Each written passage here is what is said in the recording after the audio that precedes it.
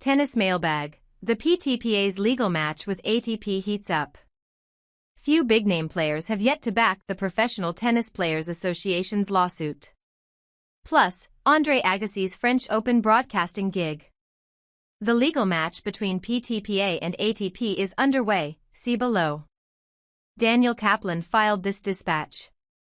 Note the alleged union busting by the ATP, Vasek Pospisil's surprise at Novak Djokovic's retreat and the projected $50 to $100 million in legal fees.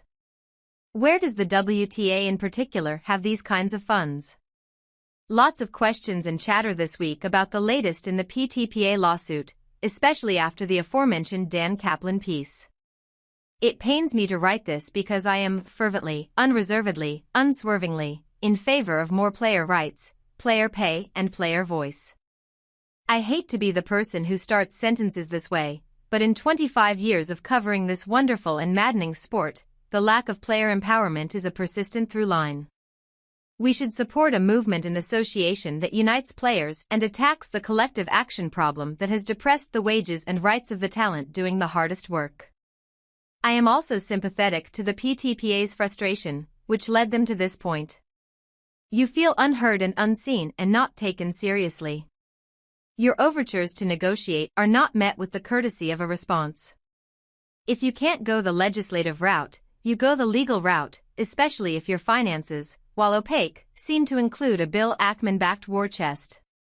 And if, in fact, the ATP is engaging in the equivalent of union-busting tactics, there must be consequences.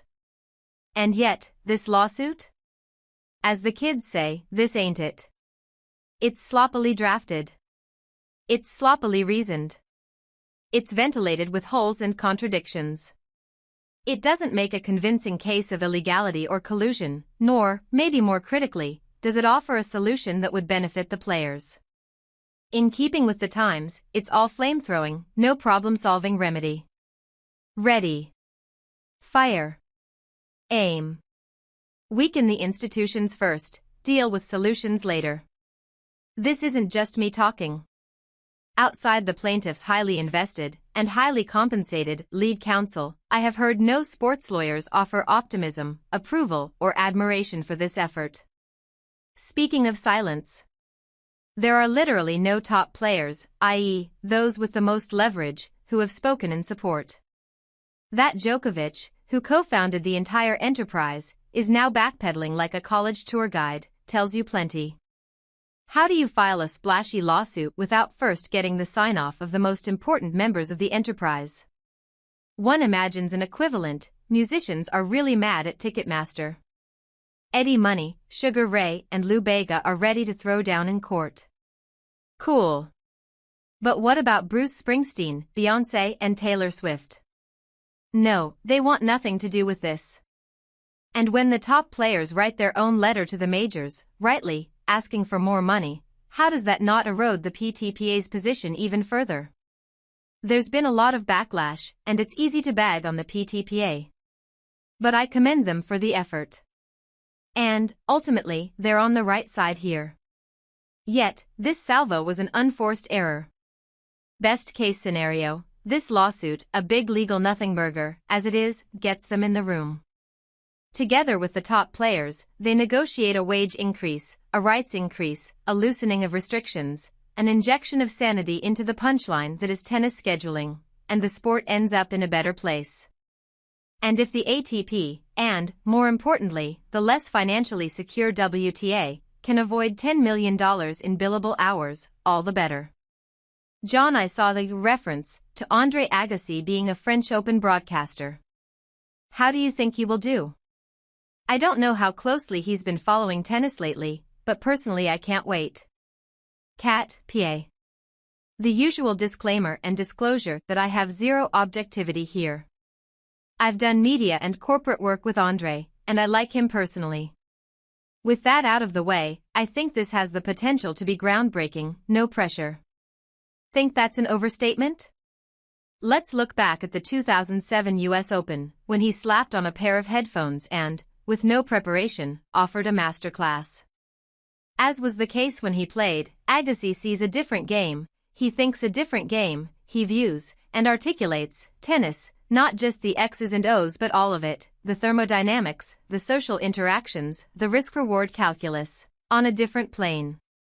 I'll bore you with my full theory another time, but I always wanted to write a think piece about how Agassi's Las Vegas origins, his native familiarity with odds, with incremental house advantages, with boom-bust cycles, with bluffs, with strategic plays and ploys, how profoundly it all impacted his tennis. His discovery about Boris Becker's tongue movement presaging the direction of his serve? What was that if not a poker player at the Horseshoe discerning a tell at the table?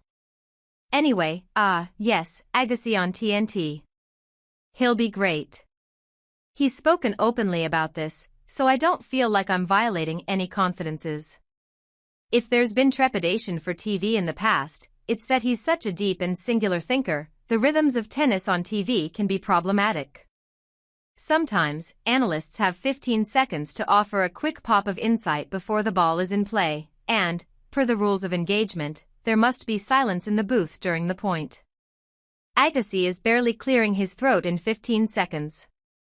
Once he gathers his thoughts, this is someone who can offer an exquisite, never thought of that before soliloquy on the kick serve or the role of fear or a shift in playing conditions only he has discerned.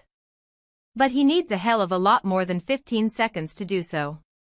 My prediction, Warner Brothers, TNT et al., will put Agassi in the best position to succeed.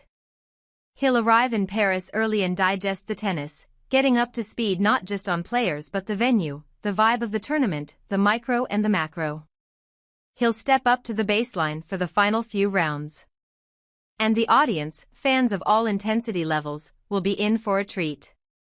We had a handful of questions about the Billie Jean King Cup and the value of team competitions in general. We talked a bit about this on Tennis Channel last week as well. My hottish take, which includes the Davis Cup as well, in this globalized, borderless world, we are beyond the concept of a nation versus nation competition.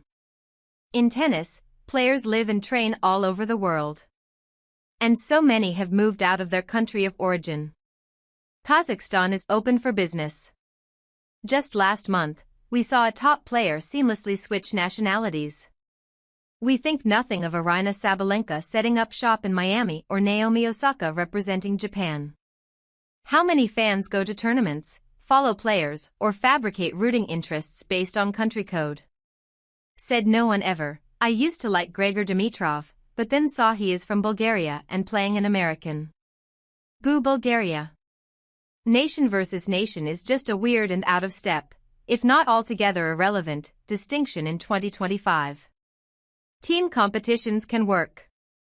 Like college tennis, where players declare fealty to their schools and then return together to the same campus. Or Laver Cup, which attracts the best players with its cosmopolitan vibe and big payday, and at least nods to the artificiality of nationhood by pitting Europe versus the world. We all know that, for instance, the Czechs, Italians and Serbs are tennis powerhouses, punching above their weight. Whether they win or lose team competitions, it doesn't change much.